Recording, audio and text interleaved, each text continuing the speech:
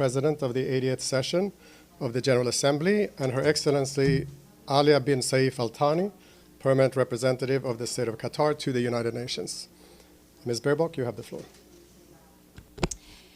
Good afternoon, and thanks for joining. It's an honor for us to brief you together for the Second World Summit for Social Development, taking place, as you hopefully know, from the 4th to the 6th November in Doha.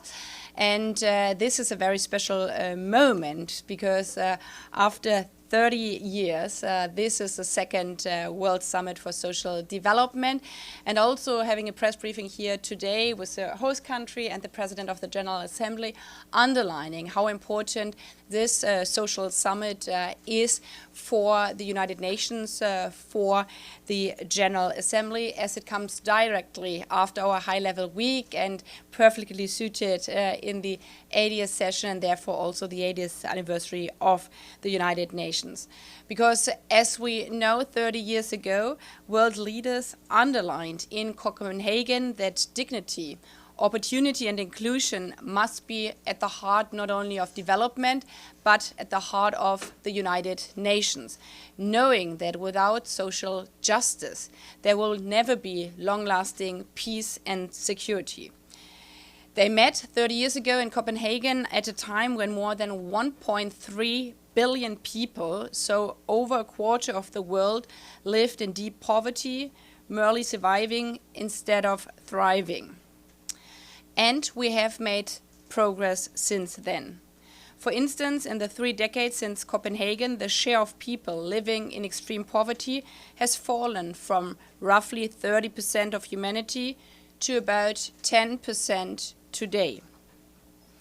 Yet, as we also know, within the 30 years, we have made special progress due to the 10 years ago adoption of the Agenda 2030, another milestone for social development, and also the strong push for our SDGs.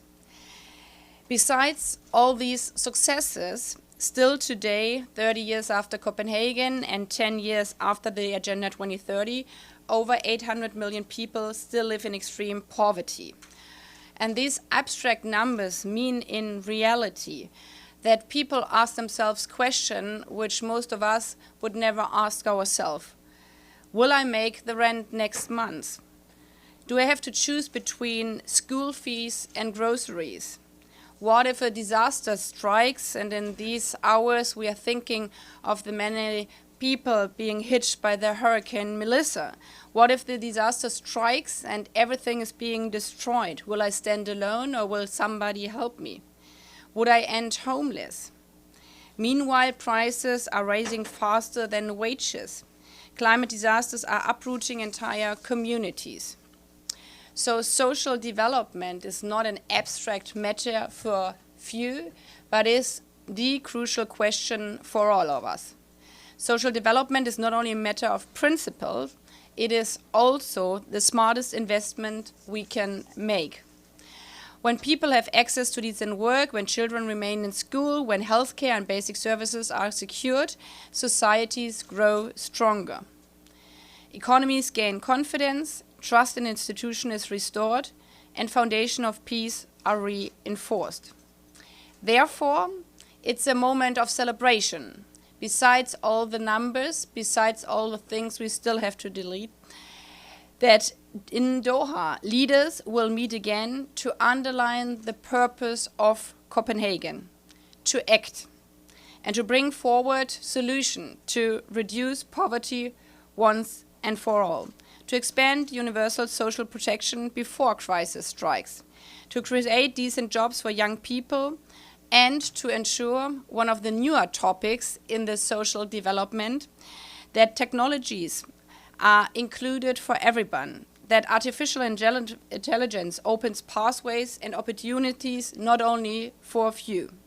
So therefore, this summit will not only bring together, I'm really thankful also to the host country, how many heads of states and ministers have signed up, but in Doha, not only governments are coming together, but also the younger generation, civil society, businesses, and local leaders.